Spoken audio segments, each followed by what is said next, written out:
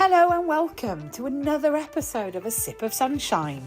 I'm your host Chrissa, and this time I'll be chatting to Phillip from Precept HR about all things neurodivergence, HR and the law.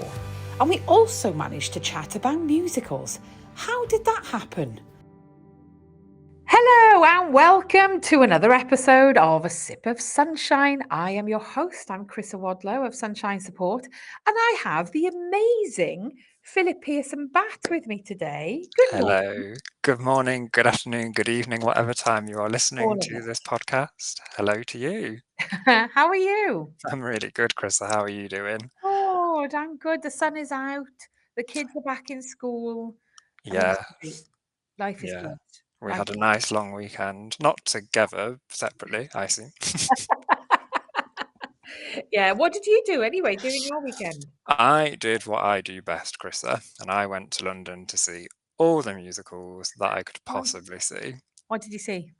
So we started with a Friday matinee, a rare Friday matinee. We went to see Mean Girls, the musical, Ooh, which we weren't really sure about, but actually we were very impressed with. God, And then we went to see the Great Gatsby musical, amazing. which, 1920s, 1930s, that's right up my Strasser, so we Yeah, loved that. good. Then we went to see Hadestown, which, if you don't know about it, No. highly recommend. It is Okay. the best way to sum it up, Greek mythology, but told in a 1930s New Orleans kind of jazz, gender fluid, race blind, color blind casting kind of story. So yeah, highly recommend that. And then, have you heard of The Play That Goes Wrong? Oh my God, I love it. Yeah, so Love they've it. got a new one out, They have. and we went to see that, and we were crying with laughter. Oh, well, I just heard about that on the podcast for the The recommend. rest is entertainment. You listen to that Oh, as Chris, of well. course I do. I love it. I love that. I love those two. Are we the new Richard Osman and Marina Hyde? Yeah, yeah. I think Hang she's on, faster who's than who? me. Oh, she's amazing. She's faster. Yeah, she's faster than you? Yeah, I can talk at speed, but sometimes I have to rewind her a little Now, hang bit. on a second. Have you got your podcast on times 2 speed? I just find like she covers so much, doesn't she? In a Oh, short yeah, she's period a of time. mine of information. But yeah, they did talk about that, didn't they? It was Yeah. really interesting.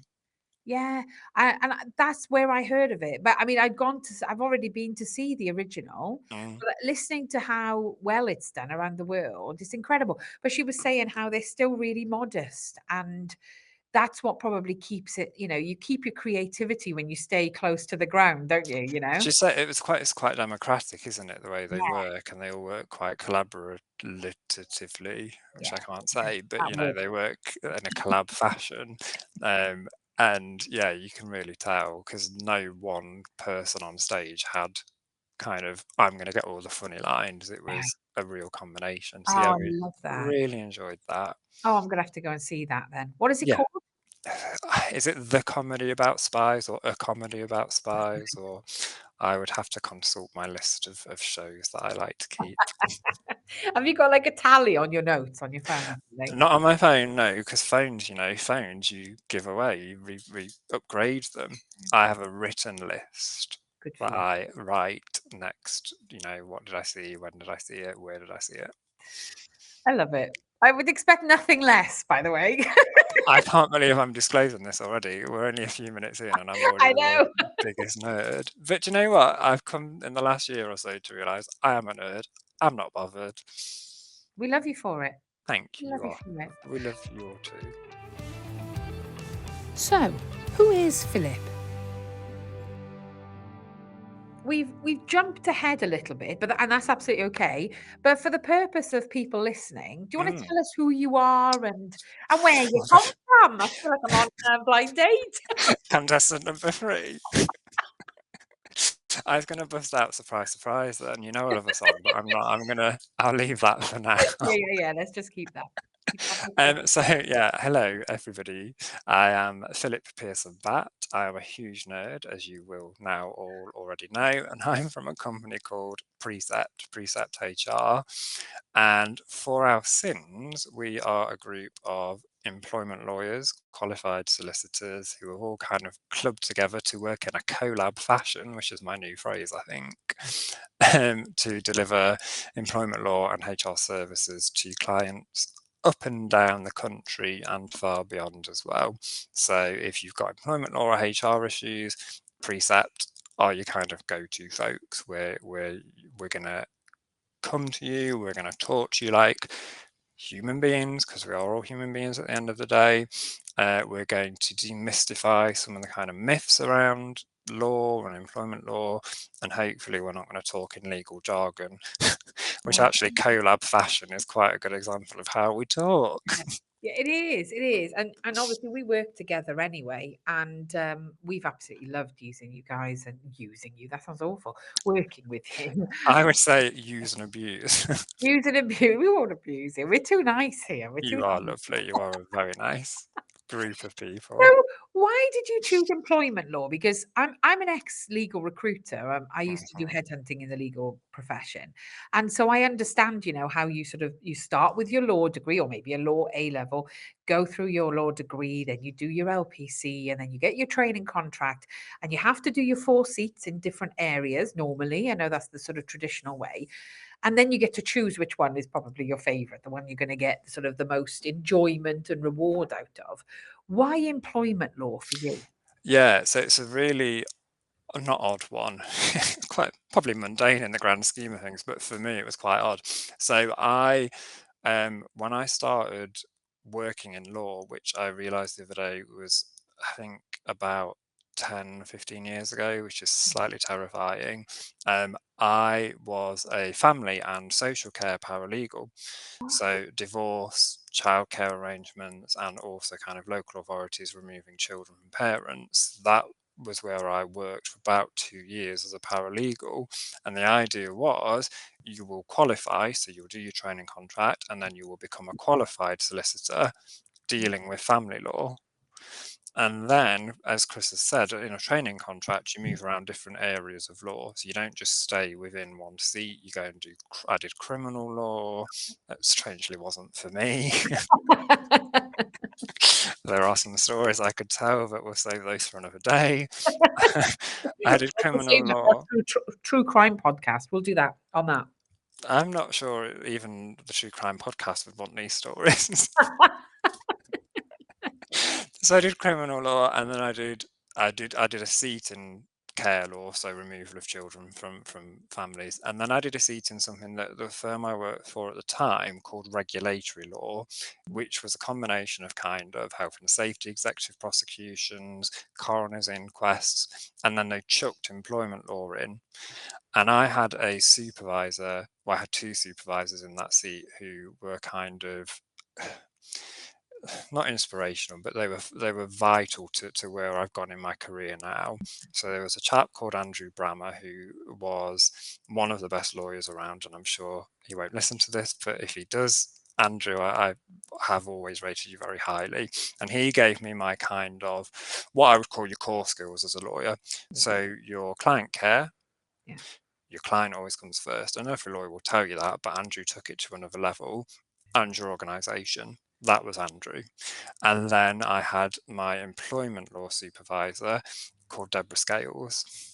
Now, Deborah may listen to this.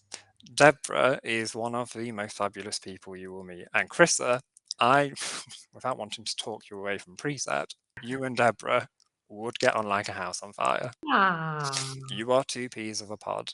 she sounds awesome. Honestly, she is so down to earth, so knowledgeable, so willing to sit and teach and try and learn with you. She was great. And so it came down to, well, you're about to qualify. You can either go back to family law and do family law, or you can look at doing employment law. And I don't know what it was. I just think it was those 2 supervisors. And I said, I'm going to go and do employment law. And then 5-6 years later, I'm still plodding along, still ploughing along with my employment law. Love that. I love Yeah. that. Employment law, justice, and neurodivergence in the workplace. And I guess, these days, I think we are talking about human rights, the Equality Act, such a lot. And it's not just because of my job, your job. I feel like it's in the news a lot. We're hearing a lot about injustice. We're seeing people make claims against companies, where they wouldn't do before. And I remember, oh my God, back in one of my jobs, and I won't mention which one. I don't want to be sued, although I don't think they're around anymore. I left and it all went to pot, No, no, no. No, I remember falling really unwell. So I've got Crohn's disease, as you know, and I now recognize it as burnout. I pushed myself to Mm. the absolute limit. I was in my late 20s. I was a single mum, and I never wanted anybody to look at me like some kind of statistic. So I was like, I'm going to be mum and dad, and I'm going to earn a fantastic wage, and I'm going to do this amazing job, and my daughter's going to look at me, and I'll be such a great role model, and it's the dream, it's the dream. And I pushed myself to the absolute limit, and I was doing stupid, crazy hours. And I was going up and down the M1, going to all these law firms in Leeds, in Sheffield, Manchester, down to London, doing these deals, getting teams to then recruit on, sort of coming back and going, right, guys, I've got a new contract. Here is a ton of jobs. Go forth, headhunt, recruit for them. And I was seeing some great figures. I was on a fantastic salary, and it was absolutely brilliant. And then I hit a brick wall, and I'm like, I don't go Yeah. and people were like, I think that you're really exhausted. And we didn't use the phrase burnout back then. And I was really, really exhausted. And I remember the company not being particularly nice about this. And I got pulled into a room, and my boss said to me, "Are you sure that you're cut out for this?" Mm. And I was It's a like, classic response, isn't it? "Yeah." And I was like, "I absolutely am." And she said, "No, what I mean is you're a single mum, and single Oh, mums shouldn't be doing this." oh God. Now, okay, claim number one. My employment law alarm is going, no, no, we can't do this. Absolutely. And then it went on to, I was really, really unwell. I went to see the doctor. It was burnout. It was absolute burnout. But the doctor then, because they gave me a full MOT, found a load of different things. And they were like, we think you've got a tumor on your brain and you've got a tumor in your bowel. And I was like, oh my God, I'm dying. I'm like 27 and I'm dying. I'm a single Wow. mum and I'm dying. Anyway, cut a long story short, I had severe, very unusual migraines that sat on the inner ear. So I was falling over and collapsing a lot. And it was my Crohn's. My Crohn's had worsened. I had some scar tissue. And so it was looking at one point like a mass. Anyway, I was okay, did not have any tumors, but I had to take time out of work. My family were great, but my work were not so great. And I remember them ringing saying, well, we want you back in. We need these numbers up. And then it was, you've got the company car, we need it back. And then this particular company as well, owned an HR company. They really should have known better. Sometimes you find HR, they're not, unemployment lawyers, we're not always the best at actually preaching what we do, teaching what we teach. It was frustrating. Now, if that was to happen today, everybody around me would have said, you've got a claim there. Your disability rights, your Equality Act, the protected characteristic of being a You'd woman. also be in a position, Chrissa, where actually you're finding those sorts of employers less and less frequently because expectations, especially I'm Sean Connery now, especially since COVID, expectations from all ends have changed massively, and employers are starting to recognize that, and it is a much more kind of people focused approach. And it's good. It's good. There has been a big shift. And what makes me sad is that now what we've got is those people from back then, okay, like even my age, I'm in my 40s, now blaming the generation that's coming up, your 20 and 30-year-olds, and they're going, oh, it's them. They're so expectant of everything. And it's like, no, the law has kind of always been there. It just wasn't accessible before. So it's changed, doesn't it? Things have changed over the last 15, 20 years. I would say it's particularly since COVID, the last 5 years, and I can't believe I'm saying the last 5 years, but the last 5 years, things have rapidly changed. And strangely enough, it was the previous Conservative government excuse me, which kind of have escalated that process. In the dying days of the last government, they introduced a lot more family-friendly, particularly, but kind of employee-friendly rights, which was a shock. Given the government that we were under, we weren't expecting that. They've started to introduce that, and now obviously we've got this new Labour government. Well, I was just saying at the weekend that under this new Labour government, since I've qualified, this is the first time that we've had just a complete rejig of the employment laws. So all the employment laws that I have practiced for the last 10 years and know so well are going out the window. So, and is it about October time that the changes take place? Well, it will be over the next kind of 18 months. So we're expecting most of the big ones to be October 26th. So we've still got time because the consultations, some haven't even started yet, some are ongoing. So nerd alert, when when the government introduces a law or changes the law, you'll get these big splashy headlines that say the law is changing, this is what the law is going to be. And then you look behind the headlines and there's no detail. So what is school avoidance? Now, a lot of people call this school refusal, and it's really important that we reframe how we look at this, because actually our children aren't refusing to attend school, they're actually unable to attend school. Now, if a child was... It's a powerful letter with a peppy sound that pops up in some of our favourite words. As we continue our reading adventure, we'll discover how the letter P helps us describe all sorts of things. Get ready for a perfect and playful journey.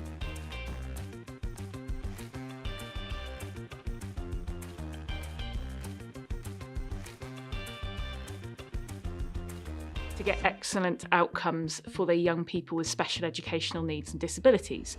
And what this means is that I get to see lots of different graduated response. Meet our neighbours in space, the planets of the solar system. We live on Earth, but we're part of a much bigger family. There are 8 planets that all orbit or travel around the sun.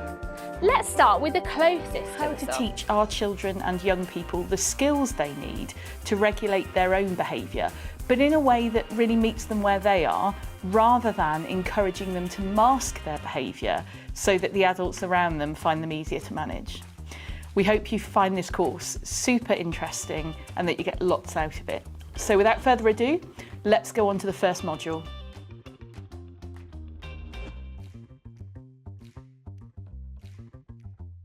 So what are you seeing? What trends are you seeing? Are you seeing an increase in claims from neurodivergent people? Are you seeing an increase in employers saying, I need to learn more? What are you seeing? Are you seeing a change in the climate?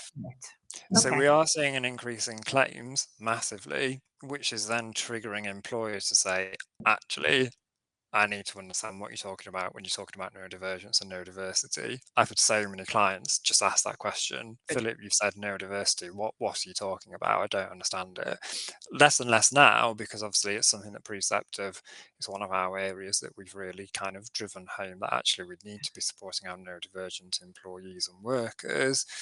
But absolutely, we are starting to see a rise in claims. So when I was first kind of qualified and practicing, you'd get the odd one or two where employees would say, I am autistic or I have ADHD. Now it's becoming much more kind of referenced in conversations around HR and employment, and then in employment tribunal claims as well. So it is definitely on the increase for kind of, I suppose it's just awareness, isn't it? Yeah, it is. People are more aware of kind of spotting the signs, the examples. They're more willing and open to talk about it. And so it's feeding then up to the employers is what we're starting to see. Well, that's brilliant. I love that the conversation is happening, because I remember running a workshop when I had my recruitment company about 10 years ago, and nobody would pay to come on these workshops. So I would always fund them within my company, and we would have a chat all around neurodivergence at work. And it was all about autism back then. Mm. Nobody's speaking about anything else, just autism, autism, autism. And now we understand there's so much more underneath that neurodivergence umbrella. You know, you've got ADHD, which is another one that is fast on the increase of everybody talking about, lots of diagnoses happening. You've got the TikTokies, as you like to call them. Because I'm 90 years old. Yeah, absolutely. Let's just keep it real. And so it's on the topic, it's on people. It's the topic of conversation, which is it's good. It's good because it's making people more aware. And sadly, we have to go too far before we rein it back in and get a balance. But also you've got things like developmental language disorder. You know, that is the most common neurodivergence, but nobody's ever heard of it. And I'm on a mission to make that a thing, to make sure people understand, because actually developmental language disorder, or shortened to DLD, can be equally as crippling, with anxiety, with executive function, with working memory, everything that falls within executive function. It can be equally as crippling, if not more crippling. But yet we're not talking about it enough. And even though these kids have gone on to adulthood without a diagnosis, they still exist. It's not like they grow out of it. So it's really important that as employers that we understand it, and also pick apart, like, as an employer myself, if I can see that something isn't landing with someone, you're giving somebody a task to do and it's not getting done for whatever reason, rather than in old money we would jump straight to, oh well, they're being defiant. They don't want to work. These kids these days, they don't want to work. They don't want to work. Instead of jumping to that and sort of getting really personally offended by it, which is nothing to be personally offended about, it's better to sit down and do these, what we said earlier about these one-to-ones and performance management, and understand, what is it about this task that you're finding quite tricky? Because actually picking it apart, you can then put support structures in place. Absolutely. And let's not pretend, okay, so you guys, you do your fabulous sand work, but not every employer does. And not every employee is switched on to neurodivergence. So you're going to have people in your organization who are 100 million% neurodivergent, but they've never been to see a doctor or a specialist to get any sort of They won't know. diagnosis. They don't have a clue, No. but they will be showing classic signs and examples of somebody who is neurodivergent. If you barge into that room and go, I think you're autistic, whoa, hang on a second, where's that come from? Yeah, and you've got to be really careful about that. Well, some employers won't be. Some employers do just go in and say, I think, look, you're being difficult. Are you autistic? Oh yeah, I've seen it. And what you're doing there is you're going, here's your claim. Here's my checkbook. Let's go to the tribunal. Yeah. Whereas if you take the approach you're saying, we have these one-to-ones who say, look, I've noticed that you're struggling with this aspect. Yeah. Can I just try and understand what's going on? Either they're going to say, oh, well, that's because I've got ADHD and I struggle with concentration. Or they're just going to say, I'm really struggling to concentrate. So you're not getting the answer, it's ADHD, but you've got the kind of issue, and you can then work with them within reason to adapt your approach within reason to help support them. And the key there is it's within reason. It's about what's reasonable. Yeah. Because it's not about making every single adjustment under the sun for every single individual. That's not what the law requires you to do. It's about looking at what is the specific scenario here, what's this individual struggling with, and what can we, given our resources and the kind of what we've got available, do within reason without bankrupting the organisation or taking everybody out for 5 days. What can we do to support them? Yeah. No, it seems sensible to me. And like you said, it doesn't cost anything to have those comments. In fact, it costs you less because you're not having to hire and fire all the time. The hiring process is incredibly expensive. Between, you've got the recruitment process, which is expensive. You've got people interviewing people, writing adverts, paying for recruiters. That's quite an expensive process. Then the onboarding of somebody, we've got somebody starting today. And this week, her week is mapped out where she's moving around our teams to get used to what we do and how we work, but that's taking up the time of somebody else. So it's incredibly expensive, and that will be ongoing for about a month while she's sort of bedded in. So it's much cheaper to actually have those honest conversations, and rather, like you said, rather than just throw your assumptions upon the member of staff, go, talk to me. What's happening? What are Yeah. you struggling with? How can I help you? What can I do to support you? It makes a huge difference, and it also makes people feel safe. And I totally, I think you referenced this earlier. I get that we're employers and employees, and that there's got to be kind of, boundaries, etc. But as you said, we're all human. Yeah, Let's not forget that. yeah, Just because absolutely, somebody's neurodivergent, they're no less human than you or me or anybody absolutely, else. So absolutely. you really ought to be treating people the way you would expect to be treated. Now you have to expect the same in return from them, of course, but it comes top down a lot of the time. 100%. And you see it in schools, with the work that we do. We just locally, we had a particular school that had a terrible Ofsted rating. It was having head after head. Everybody was being fired. The staff were leaving. The kids were known to be these hugely disruptive children. And what's the problem with that school? It's the kids. It's the kids. And I remember saying, it's not the kids. They're in a place where they don't feel safe. They haven't got a permanent leader. The leaders that they've had have not done a very good job. The staff aren't happy. How on earth are the kids going to be happy? And then they got this new fantastic head teacher who literally, it's almost like he scooped them up and put his arms around them. And everybody felt safe. The staff felt safer. There was a lower turnover of staff. And guess what? The head is really positive, really proud, really fantastic and positive. Oh, he's just great and making it his mission to make sure every child gets seen in this school. It's an enormous school. And as a result, he supported his teachers really well, and it trickled down.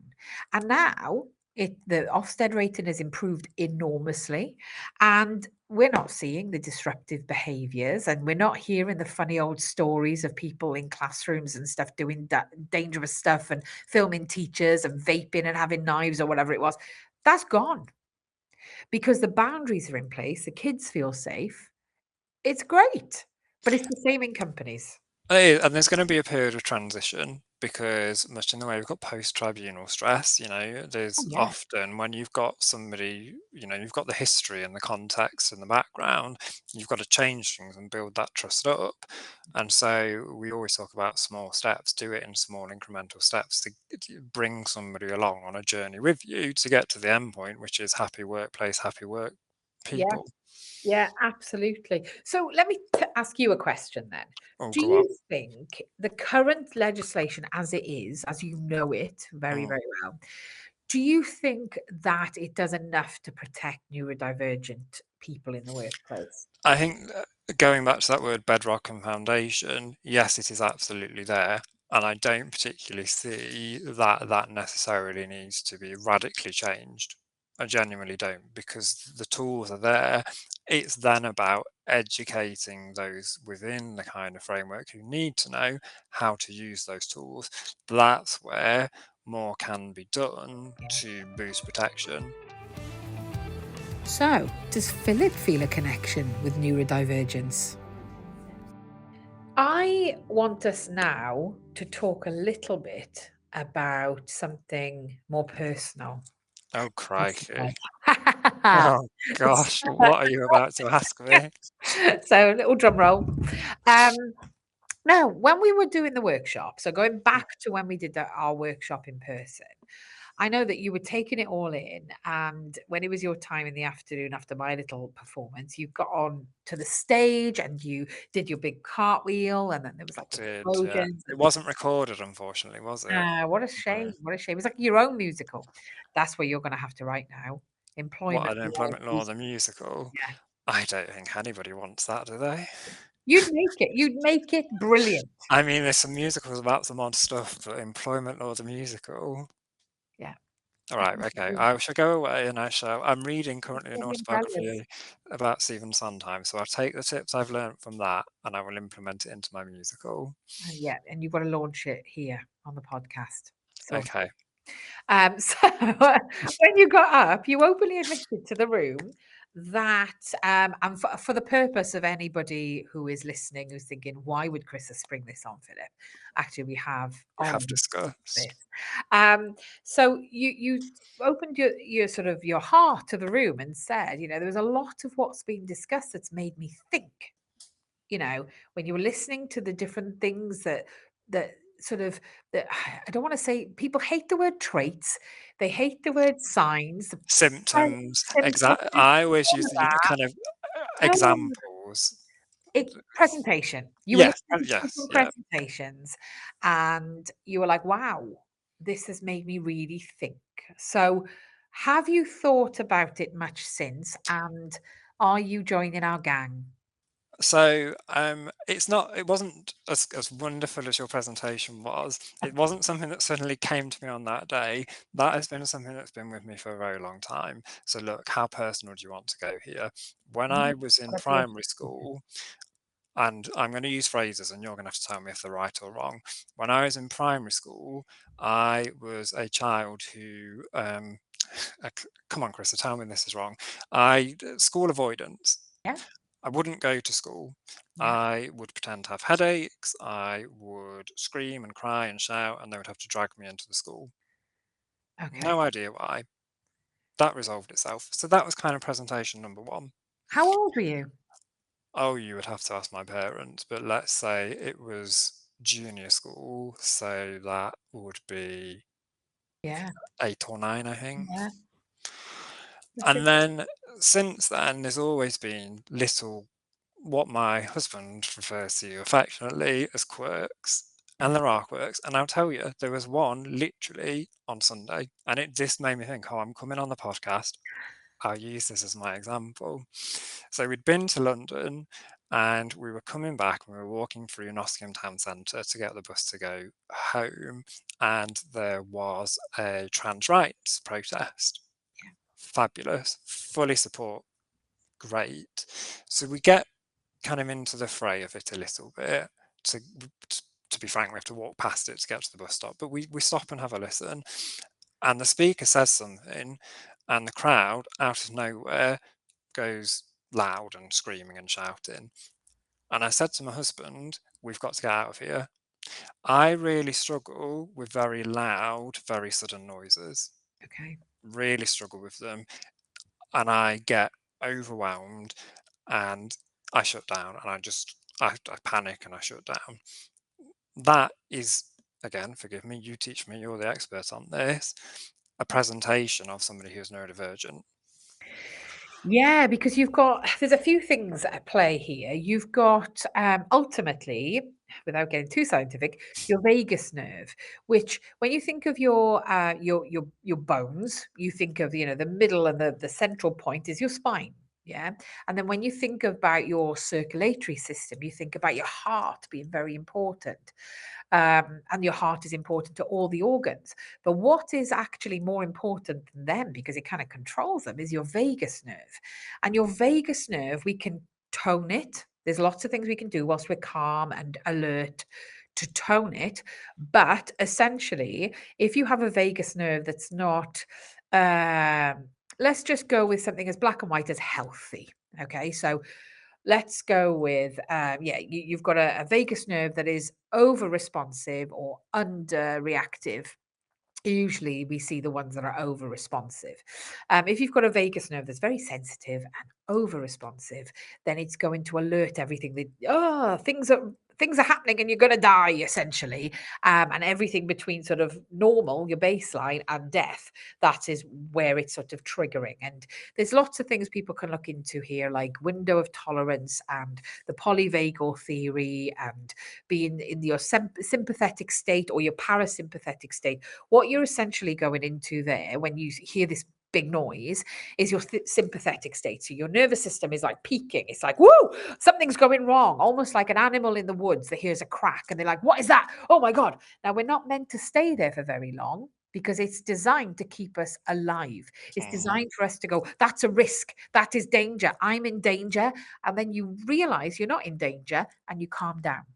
That would be the normal response, right? So say, for instance, I'm doing the same journey, and let's assume I do have sensory difficulties, but let's assume that I don't have any sensory stuff, and I've got a healthy vagus nerve, and I hear them erupt with, laughter, cheer, boos, whatever it was, and there's lots of noise, and I can go, oh, what's that? Oh, okay, it's those protesters over there. Great stuff. And then carry on with my day because I'm not at risk.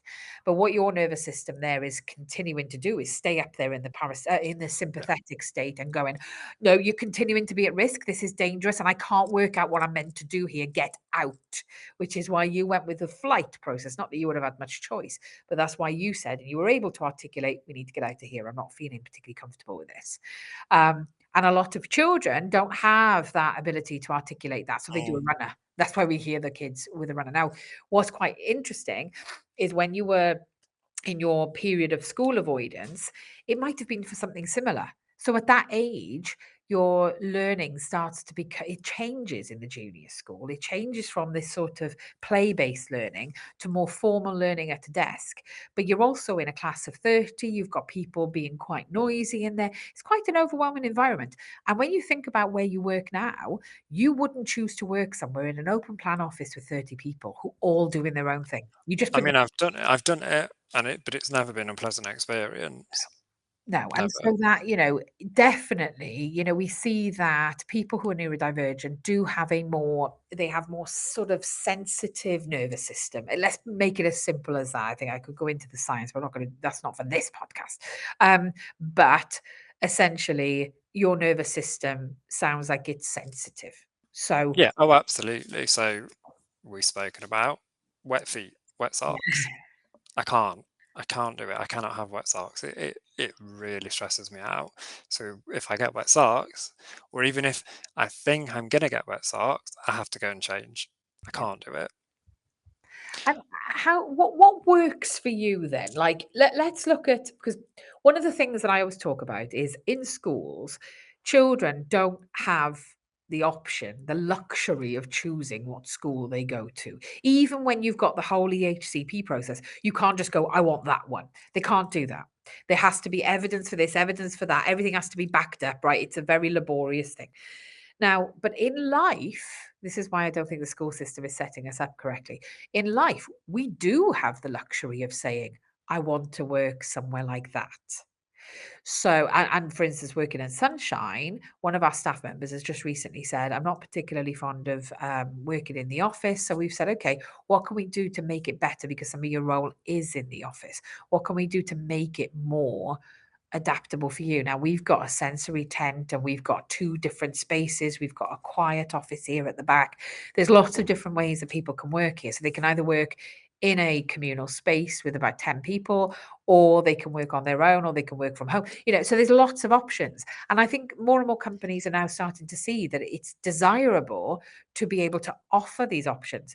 So we are afforded the luxury of choosing where we want to work, and not just the name of the company, but the environment of where we work. So what works for you right now? What do you think? Because you come across to me anyway, like you really love your job and you love where you work and you really Absolutely. enjoy your colleagues. What works for you? It depends on the day, to be blunt, and it depends on where I'm at in terms of I talk about overwhelmed. Sometimes I just get overwhelmed.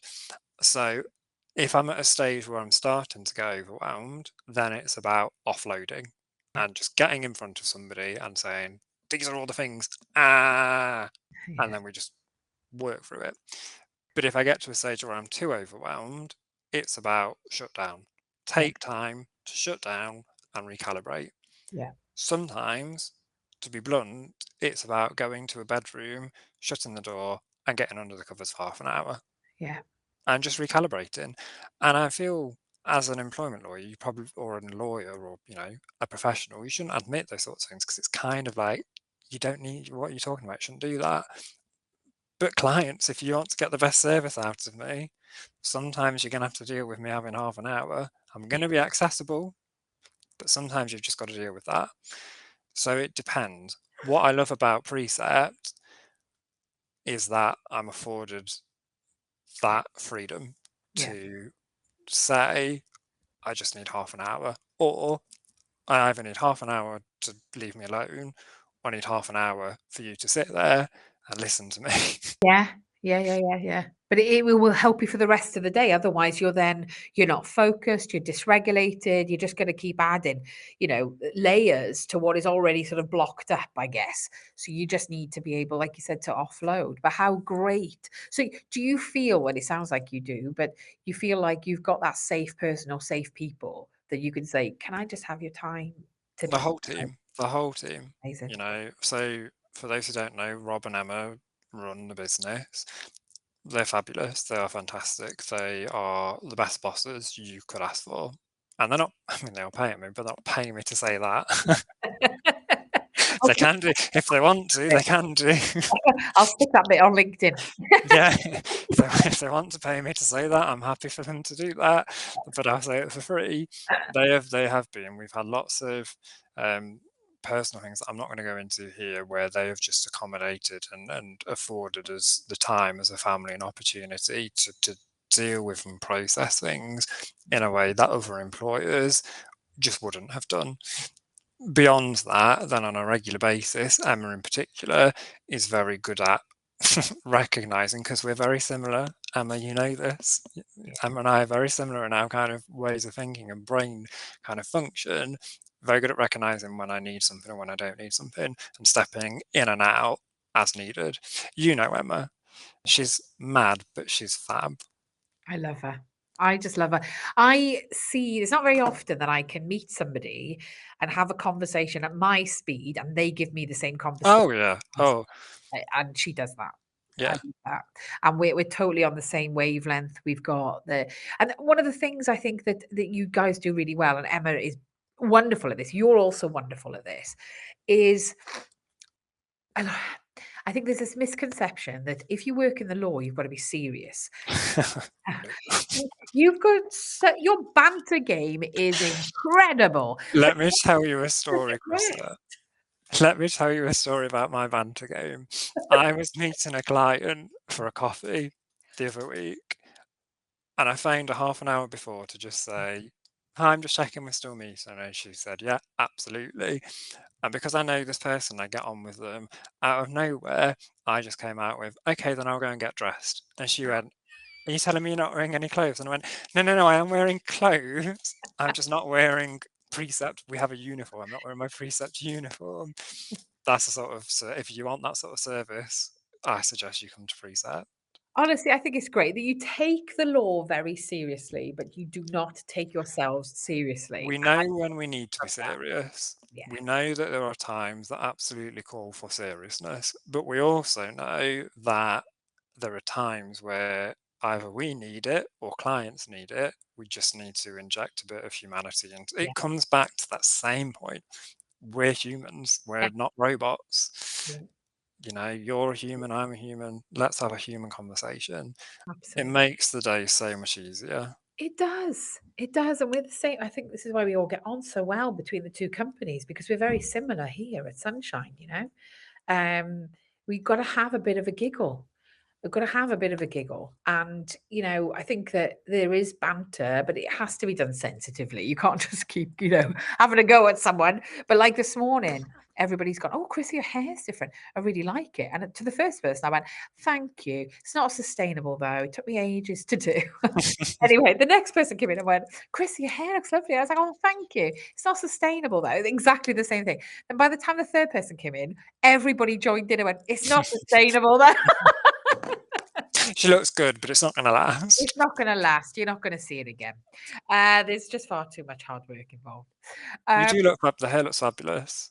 Well, I'm trying to look younger, without, I don't do the Botox stuff. So I'm just like, I'll just keep manipulating my hair. And I thought I'm actually giving off sort of like chubby 44-year-old Welsh girl Sabrina Carpenter vibes. That's what I'm going Hang on, that's a lot to process in a very Yeah. short space of time. Okay. I have it must be my neurodivergence where I have these like special interest people where I'm like, "Oh, I love her hair." And it's always the hair. So for a while I loved Hannah Waddingham. Like she was my vibe. I look nothing like her, but I loved her hair. I can kind of, no, I can sense it. Yeah, I get that. Got the same energy, I reckon. Oh yeah, Yeah, absolutely. just I'll clip that and put that out there as well. I'd like to be Hannah Waddingham. And if Hannah Waddingham would like to be in Employment Law the Musical, Employment Law the Musical with Hannah Waddingham as the lead role. Oh my God, she could start. She'd be she'd be the lead role. happy to cast her in that show. Oh my God, this is just incredible. Do you know, we need to have a separate meeting now and plan this musical. Do you know, it's funny how often I end up talking about Hannah Waddingham, because I was literally talking about her at the weekend as well. I love her. She is great. There's nothing about her that I don't like. She just hits things head on. In fact, she'd be good in this job as well. Yeah, She's she's a very people sensible. person. She's a people person. And she doesn't take any nonsense. Nope. I love her. I love her. So, and also Ted Lasso is on for another season, which, you know, I'm really pleased about. Because that's I still haven't finished it. Oh, No, I know. I do this all the time, Chrissa. There's another presentation. absolutely. We start things and we never finish. I think I've got one episode left. Oh my God, that's the way. Is it though that you just can't say goodbye to it? You're just like, oh, well, there's only one episode. I can't say goodbye. I'll tell you what it was. It was that my free trial of Apple TV ended before I got a chance to finish it. Freebies. I love that. I love that. It's the one you can't get around as well, I reckon, Apple, isn't it? Yeah, you can't get it anywhere else, can you? No. No. Damn Apple TV. Well, Philip, it's been an absolute joy to chat. We've covered so much, you know, because of our neurodivergent brains. I think it's great because we fit so much in to a short space of time. But this will be live soon. So, well, for those listening, it's live now. Live now. Live and in your ears. Yeah. Oh my goodness.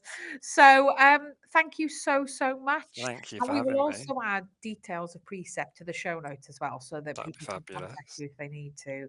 But thank you. And we will be back with another episode where we'll talk all about how we're meeting with Hannah Waddingham, and we'll do a little podcast. Yeah, we'll do an opening night behind the scenes, surely. Yeah, absolutely. Broadway.com wanted to do one of their video blogs, so, you know. Sorted. We're in high demand now. This is what happens. I'm going to have a new life as a producer and a lyricist and a composer. So you're just like, I know Emma and Rob are great, but bye, Hans. Bye. This takes priority, I'm afraid. Oh, thank you so much. No, thank you. We'll be back with another episode next month. Thank you. I hope you enjoyed that podcast. I know I certainly did. You'll hear more of our podcasts on Spotify and YouTube, or if you'd like to hear an extended cut, head to our Sunshine Academy, where members will hear a longer version. See you soon.